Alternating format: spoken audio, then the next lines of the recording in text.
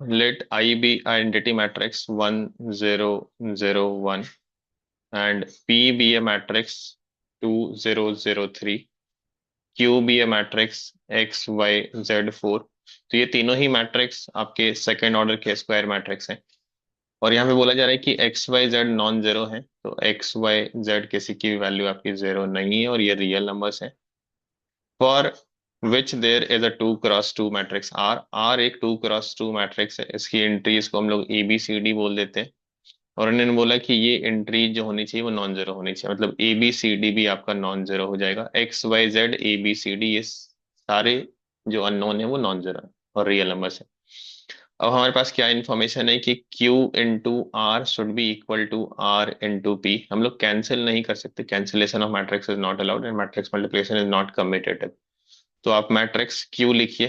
Q is having entries x y z four, multiplied by R, R से आप multiply करिए a b c d, is equal to, अभी R पहले लिखना है आपको, तो a b c D into matrix P which is 2 0 0 3।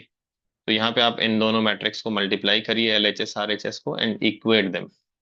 तो पहले इस मैट्रिक्स फॉर्म में ही लिख लेते हैं। इसकी पहली एंट्रीज क्या हो जाएगी, ए एक्स प्लस बी, ए एक्स प्लस सी वाई। या फिर आप मैट्रिक्स हटा दीजिए, सारे करस्पॉन्डिंग एलिमेंट को इक्वेट कर दीजिए, क्योंकि दो मैट्रिक्स इक्वल होते हैं तो उनके सारे करस्पॉन्डिंग एलिमेंट इक्वल हो जाएंगे। तो यहाँ से पहला एलिमेंट ए एक्स प्लस सी वाई, और आरएचएस में पहला एलिमेंट आपके पास क्या है, 2a प्लस 0b, मतलब 2a हो गया। एक आपके पास इक्वेशन ये आ गया। दूसरा इक्वेशन क्या आ जाएगा, जब आप b x plus y d लिखेंगे, ये किसके बराबर हो जाएगा, b x plus y d is equal to, दस इक्वल टू 0 प्लस 3b, तो ये 3b के बराबर हो गया। तो ये दो इक्वेशन बन गए।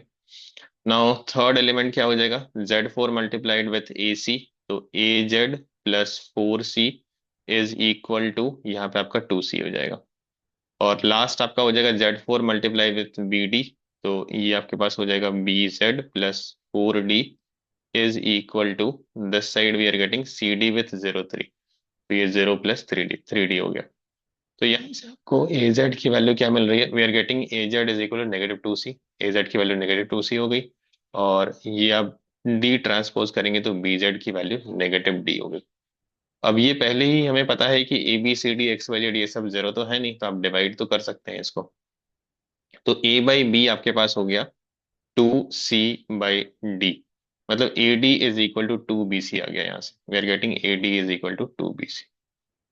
फिर इसमें अगर आपको सॉल्व करना है एक्स और वाई के लिए, क्योंकि फाइनली जो हमें निकालना है वो कहीं ना कहीं determinant of Q-2i, Q-6i, Q-3i।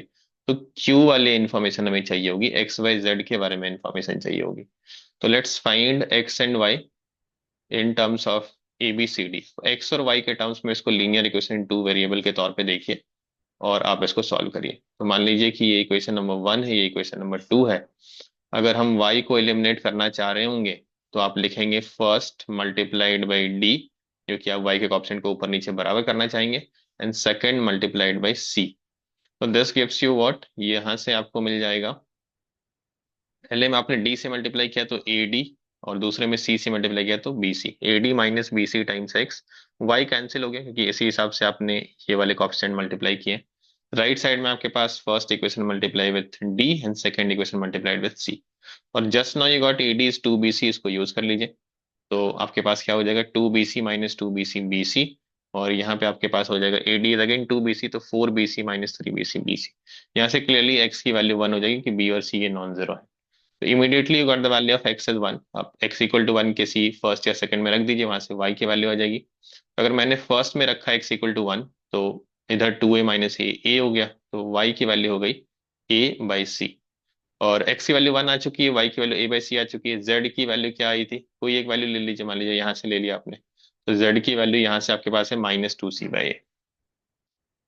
अब एक चीज देख पा रहे होंगे कि y की वैल्यू में a/c है, z की वैल्यू में c/a है, मल्टीप्लाइड बाय सम कांस्टेंट है। तो आप जैसे ही इसको मल्टीप्लाई करेंगे, yz की वैल्यू इमीडिएटली आपकी a और c कैंसिल होकर -2 हो जाएगी, and that is there in the option D. But ये 2 बोल रहे हैं और हमारा -2 आया, इसलिए ऑप्शन डी रिजेक्ट हो गया इमीडिएटली। बाकी के केस में आपको क्या करना है, q minus 2i 3i 6i करना है, तो आप in general determinant of q minus k आई निकाल दीजिए और k की वैल्यू 2 3 6 रख दीजिएगा।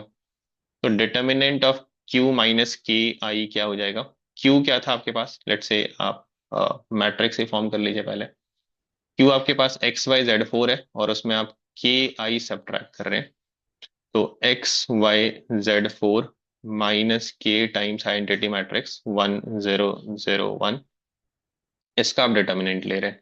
तो बेसिकली आप कर रहे हैं डिटर्मिनेंट ऑफ x की वैल्यू कितनी है, x की वैल्यू 1 आ चुकी है, तो 1 माइनस के, देन y माइनस 0, इसको आप y ही रख लीजिए, z माइनस 0, इसको z रख लीजिए, and the last one is 4 minus के। तो इसकी डिटर्मिनेंट वैल्यू आपको चाहिए, क्रॉस मल्टीप्लाई करिए तो k² minus 5k plus 4 minus y z की वैल्यू आपके पास ऑलरेडी है -2।